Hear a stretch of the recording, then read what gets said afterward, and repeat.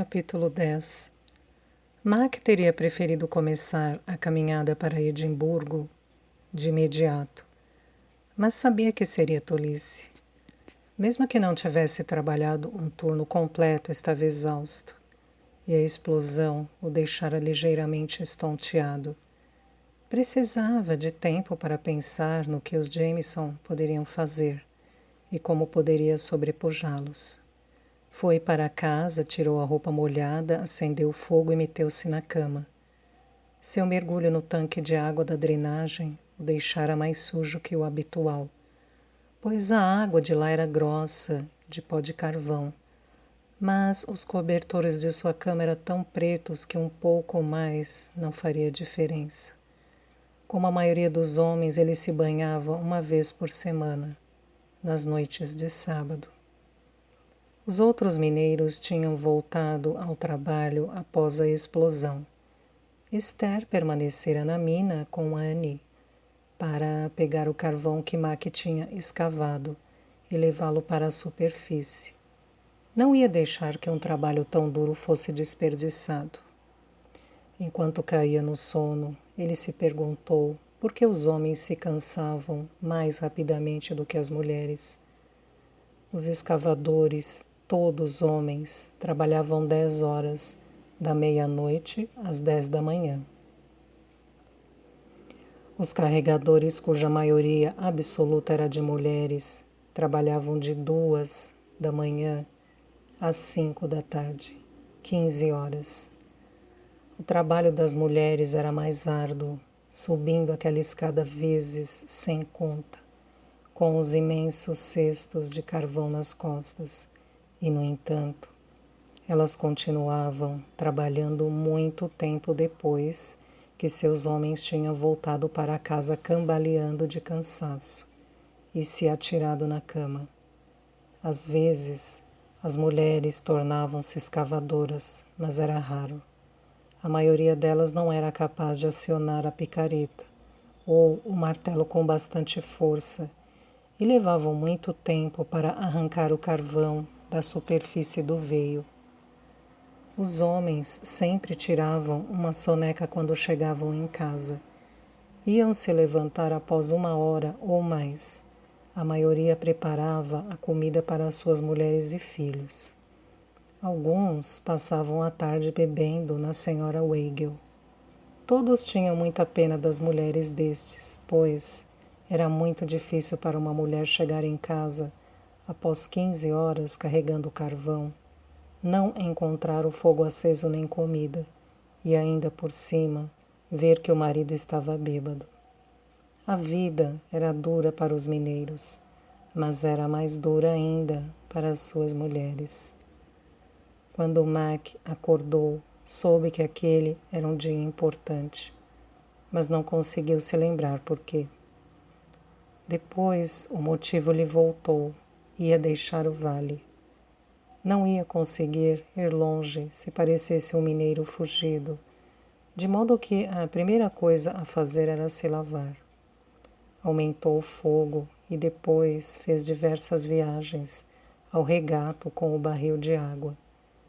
Aqueceu a água na lareira e trouxe a banheira de folha de Flandres, que ficava pendurada do lado de fora da porta dos fundos. O quartinho ficou cheio de vapor.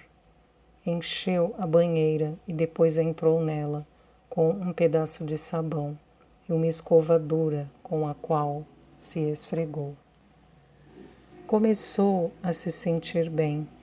Aquela era a última vez que tirava pó de carvão da sua pele. Nunca mais desceria em uma mina de novo. A escravidão tinha ficado para trás. Sua frente tinha Edimburgo, Londres, o mundo. Conheceria pessoas que nunca tinham ouvido falar da mina de Hugh. Seu destino era uma folha de papel em branco na qual poderia escrever o que bem entendesse. Enquanto estava no banho, Annie entrou. Ela hesitou junto da porta, parecendo perturbada e incerta. Mac sorriu, ofereceu-lhe a escova e perguntou: "Quer esfregar minhas costas?" Anne adiantou-se e pegou a escova, mas continuou olhando para ele, com a mesma expressão infeliz. Vamos, disse Mac. Ela começou a esfregar as costas dele. Dizem que os mineiros não devem lavar as costas, disse ela. Dizem que enfraquece. Não sou mais mineiro. Anne parou. Não vá, Mac, suplicou. Não me deixe aqui. Ele receara algo assim. Aquele beijo na boca fora um aviso. Sentiu-se culpado. Gostava da prima e aproveitara bastante as brincadeiras que haviam tido no ver o passado, rolando na urze, nas cálidas tardes de domingo, mas não queria passar o resto da vida com ela, especialmente se isto significasse permanecer em Hugh. Seria capaz de explicar isto sem crucificá-la? Havia lágrimas nos olhos de Anne. E Mac viu como ansiava para que ele prometesse que ficaria. Mas estava determinado a partir de agora. Queria ir embora, mais do que já quisera qualquer outra coisa em toda a sua vida. Tenho que ir, disse ele. Vou sentir sua falta, Anne, mas tenho que ir. Você pensa que é melhor do que o resto de nós, não pensa? Disse ela ressentidamente. Sua mãe tinha ideias acima da posição social dela, e você é igual. Você é bom demais para mim, é isso?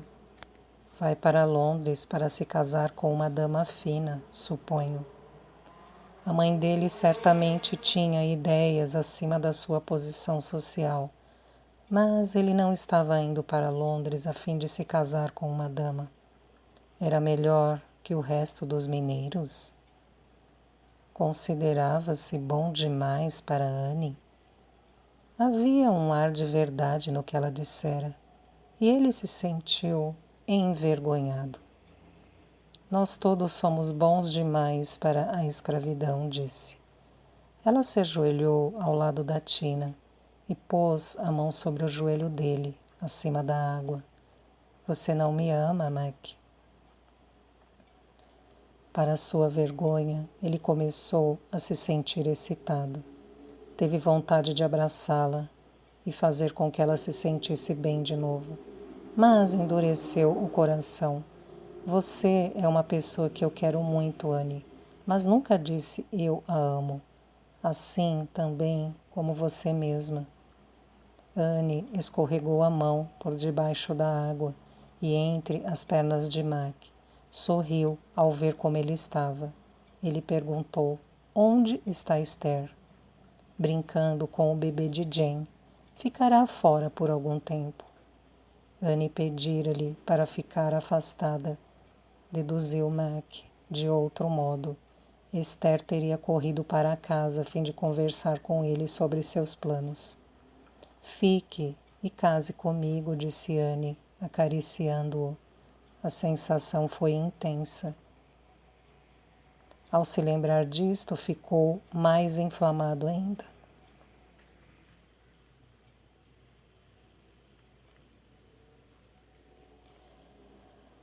Poderíamos fazer tudo o que quiséssemos o tempo todo, disse ela. Se me caso, fico preso aqui o resto da vida, disse Mac, sentindo, no entanto, que sua resistência estava enfraquecendo. Anne levantou-se e tirou o vestido. Seu corpo era esbelto e musculoso, com seios pequenos e chatos. A pele dela estava toda cinzenta com o pó de carvão, igual a de Mac. Para assombro dele, pulou na tina também, ajoelhando-se com as pernas por fora das dele. É sua vez de me lavar, disse ela, dando-lhe o sabão. Mac esfregou o sabão bem devagar, fazendo espuma, e depois pôs as mãos sobre os seios dela. Ela deixou escapar um gemido profundo e agarrou os pulsos dele. Os dedos de Mac, cheios de sabão, escorregaram, e ele sentiu, assim como a carne firme e macia. Diga que fica, suplicou ela. Vamos fazer. Quero sentir você. Ele sabia que se cedesse sua sorte estava selada. Havia algo de irreal naquela cena, como num sonho. Não. Disse, mas sua voz não passou de um sussurro. Anne aproximou-se mais, puxando o rosto dele, depois abaixando-se. Diga que sim, insistiu ela. Mac gemeu e desistiu de lutar. Sim, disse. Por favor, depressa. Houve um barulho terrível e a porta foi escancarada. Anne gritou. 4 homens irromperam, enchendo o pequenino cômodo. Robert Jameson, Harry Ratchet e 2 dos guardas dos Jameson. Robert empunhava uma espada e tinha um par de pistolas, enquanto que um dos guardas carregava um mosquete. Anne saiu de cima de Mac e pulou fora da tina. Atordoado e com medo, Mac levantou-se trêmulo. O guarda armado de mosquete olhou para Anne. Os priminhos são bastante íntimos, disse com um olhar malicioso. Mac o conhecia. Seu nome era McAllister. Também reconheceu o outro, um valentão chamado Tanner. Robert deu uma risada áspera. É isto que ela é? Prima dele? Suponho que não existe incesto para mineiros de carvão. O medo e a perplexidade de Mac deram lugar à fúria com a invasão da sua casa.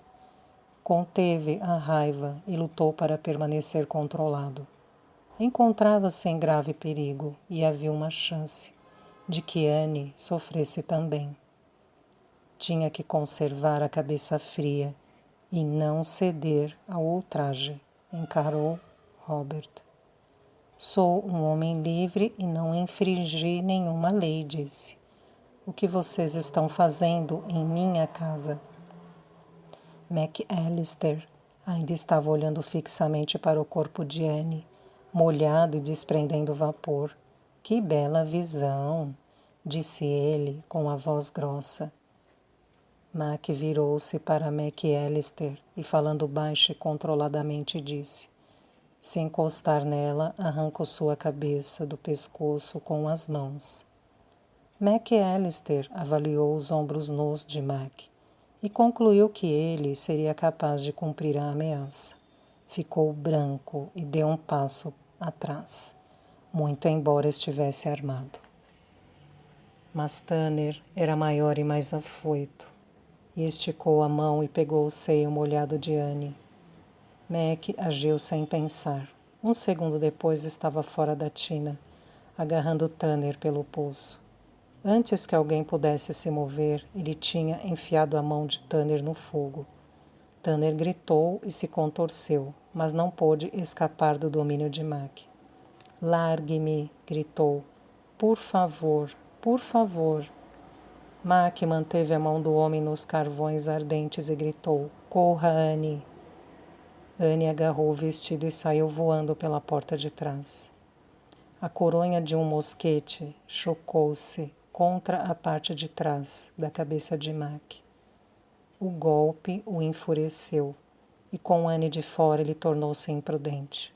Soltou Tanner, agarrou McAllister pelo casaco e deu uma cabeçada no seu rosto, esmagando-lhe o nariz.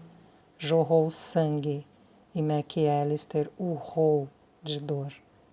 Aí, Mac girou e chutou Harry Ratchet entre as pernas, com um pé descalço, duro como uma pedra. Ratchet dobrou-se em 2, gemendo. Todas as lutas de que Mac tinha participado tinham sido no Poço da Mina, de modo que estava acostumado a combater em espaços confinados, mas 4 adversários era demais. McAllister golpeou-o de novo com a coronha do mosquete e, por um momento, Mac cambaleou meio tonto. Aí, então, Ratchet o pegou por detrás, prendendo-lhe os braços. E antes que pudesse se libertar, a ponta da espada de Robert Jameson estava no seu pescoço. Após um momento, Robert disse: amarrem-no. Atiraram-no atravessado sobre o lombo de um cavalo, cobriram sua nudez com um cobertor, depois o levaram para o castelo Jameson e o colocaram na despensa ainda nu e com mãos e pés amarrados. Mac ficou deitado no chão de pedra tremendo de frio, cercado por carcaças de veado, gado e porcos. Tentou aquecer-se movimentando-se, tanto quanto conseguiu, mas com as mãos e pés atados não era possível gerar muito calor. Ao cabo de algum tempo conseguiu sentar com as costas no pelo de um couro de veado. Por algum tempo ele cantou para conservar o ânimo. Primeiro, as baladas que cantavam na Senhora Weigel nas noites de sábado. Depois, uns poucos hinos. E, em seguida, algumas velhas cançonetas rebeldes jacobitas. Mas quando acabou seu repertório, sentiu-se pior do que antes. Sua cabeça doía dos golpes de mosquete, mas o que doía mais era a facilidade com que os Jameson o tinham pegado. Que tolo ele fora por adiar sua partida. Dera a eles tempo para agir. Enquanto planejavam sua derrocada, ele estava apalpando os peitos da prima. Não adiantava nada especular sobre o que teriam guardado em estoque para ele. Se não morresse congelado ali na despensa, provavelmente o mandariam para Edimburgo e o levariam a julgamento por agredir os guarda-caças. Como a maioria dos crimes era sujeito a enforcamento. A luz que entrava pelas frestas em torno da porta desapareceu gradualmente quando a noite caiu. Vieram buscá-lo, justo quando o relógio do pátio do estábulo bateu às 11 horas. Eram 6 homens desta vez, e ele não tentou lutar contra eles. Dave Taggart, o ferreiro que fazia as ferramentas dos mineiros, ajustou uma argola de ferro, como a de Jimmy Lee, em torno do pescoço de Mac. Era a humilhação final, algo que todo mundo veria, e que significava que ele era propriedade de um outro homem. Mac passava a ser menos que um homem. Era sub-humano. Era como gado. Desamarraram Mac e jogaram umas roupas em cima dele. Um par de culotes, uma camisa de flanela andrajosa e um colete rasgado. Mac vestiu aquilo rapidamente, mas continuou com frio. Os guardas amarraram suas mãos de novo e o puseram em cima de um pônei. Foram para a mina. O turno da quarta-feira ia começar em poucos minutos à meia-noite. O cavalariço estava pondo um cavalo descansado nos arreios para puxar a corrente de baldes. Mac viu logo o que iam fazer com que andasse na roda. Ele resmungou alto. Era uma tortura esmagadora, humilhante. Daria a vida por uma tigela de sopa quente e uns minutos na frente de um fogo alto. Mas seu destino era passar a noite ao ar livre. Teve vontade de cair de joelhos e implorar misericórdia. Mas pensar que isto satisfaria o orgulho dos Jameson despertou seu amor próprio e, em vez de suplicar, urrou: vocês não têm o direito de fazer isto, não têm direito. Os guardas riram dele. Colocaram-no na lamacenta trilha circular ao longo da qual os cavalos da boca da mina trotavam dia e noite. Mac endireitou os ombros e levantou a cabeça, embora tivesse vontade de cair no choro. Amarraram-no então nos arreios, de frente para o cavalo, de modo que não poderia sair do caminho. Finalmente, o cavalariço chicoteou o cavalo para que saísse trotando. Mac começou a correr para trás. Tropeçou quase que imediatamente o cavalo parou. O cavalariço chicoteou de novo e Mac conseguiu se levantar bem a tempo. Logo começou a pegar o jeito de correr para trás, mas exagerou na autoconfiança e escorregou na lama gelada. Desta vez, o cavalo continuou avançando. Mac escorregou para um lado, girando e se contorcendo para fugir dos cascos, e foi arrastado junto com o cavalo por um segundo ou dois, até que perdeu o controle e escorregou debaixo das patas do animal. O cavalo pisou no seu estômago e chutou-lhe a coxa, e aí parou. Fizeram Mac levantar e chicotearam o cavalo de novo. A patada na barriga o deixara sem fôlego, e sua perna esquerda estava fraca, mas foi forçado a correr, mancando para trás. Cerrou os dentes e tentou estabelecer um ritmo. Tinha visto outros sofrerem aquela punição. Jimmy Lee, por exemplo. Tinham sobrevivido, embora trouxessem as marcas. Jimmy Lee tinha uma cicatriz sobre o olho esquerdo, no lugar onde o cavalo o pisara, e o ressentimento que queimava por dentro mantinha acesa a lembrança da humilhação. Mac também sobreviveria. Sua mente embotou-se com a dor, o frio e a derrota, e não pensava em nada que não fosse permanecer de pé e evitar aqueles cascos mortais. Com o passar do tempo, ele começou a sentir uma certa afinidade com o cavalo. Ambos estavam arreados e forçados a correr em círculo. Quando o cavalariço estalava o chicote, Mac andava um pouco mais depressa. E quando Mac tropeçava, o cavalo parecia reduzir o passo, por um momento, para que ele se recuperasse. Ele percebeu os escavadores chegando à meia-noite, para começar seu turno de trabalho. Subiram a elevação, conversando e gritando, zombando um dos outros e contando piadas, como sempre. Depois ficaram silenciosos quando se aproximaram da boca da mina e viram Mac. Os guardas erguiam os mosquetes ameaçadoramente, sempre que um mineiro parecia disposto a parar. Mac ouviu a voz de Jimmy Lee levantar-se indignada e viu, com o canto do olho, 3 ou 4 mineiros cercarem Jimmy, pegando-o pelos braços e empurrando-o na direção da mina, para conservá-lo fora de encrenca. Gradualmente, Mac perdeu toda a noção de tempo.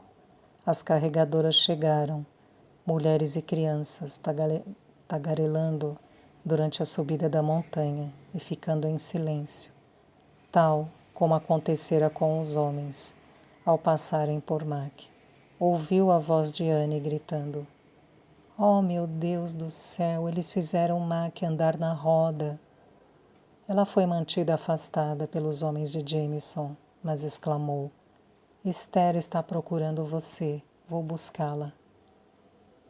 Esther apareceu algum tempo mais tarde, e antes que os guardas pudessem impedi-la, ela parou o cavalo. Levou um frasco de leite quente, adocicado, aos lábios do irmão. Aquilo lhe pareceu o elixir da vida, e ele engoliu freneticamente, quase se engasgando. Conseguiu esvaziar o frasco antes que tirassem Esther dali. A noite prosseguiu, lenta como um ano. Os guardas arriaram os mosquetes e sentaram-se em torno do fogo do cavalariço. O trabalho de mineração continuou a ser executado.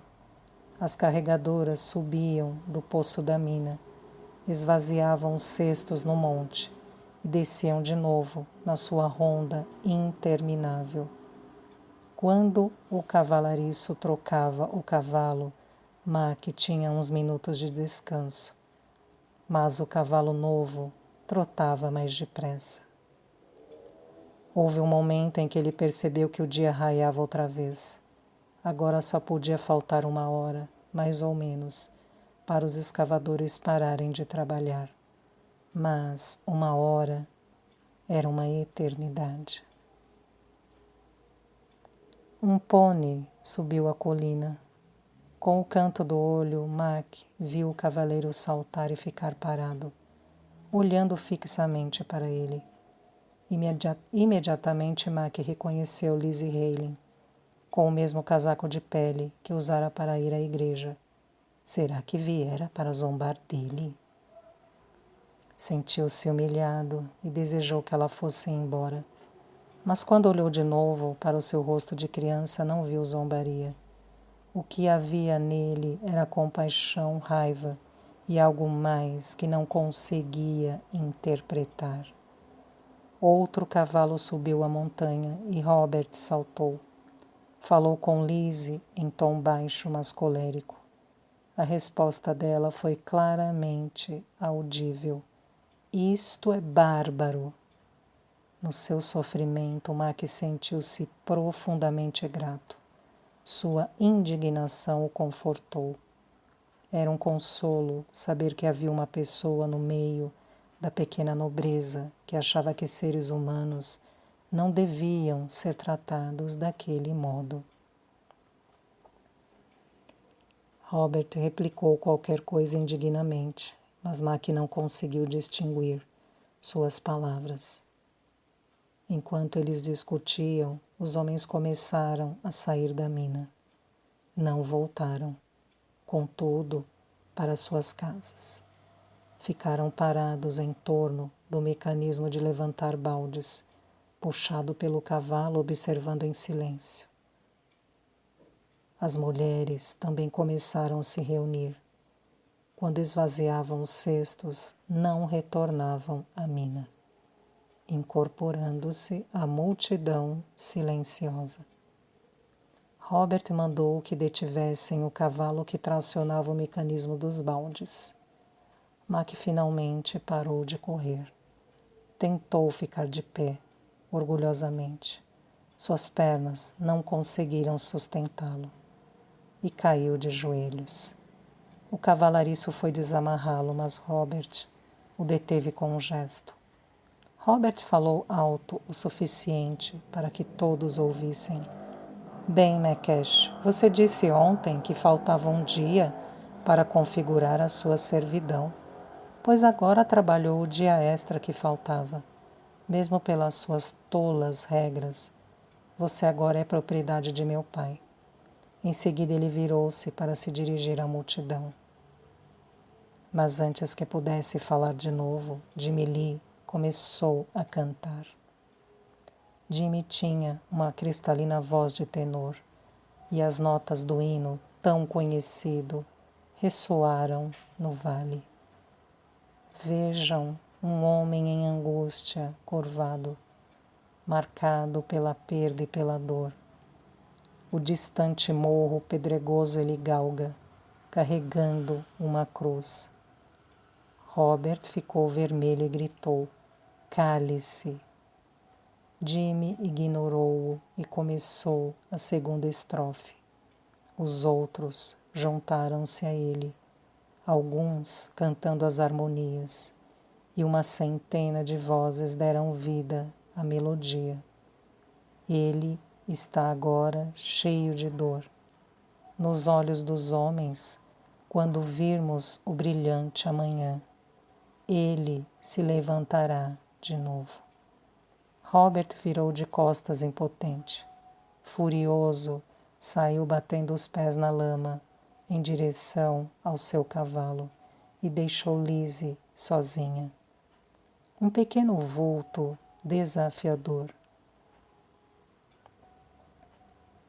Montou e desceu a montanha, cujo ar, as emocionantes vozes dos mineiros sacudiam como uma tempestade. Não olhem mais com olhos de piedade. Vejam a nossa vitória chegando. Construirmos aquela cidade celestial. todos os homens serão livres.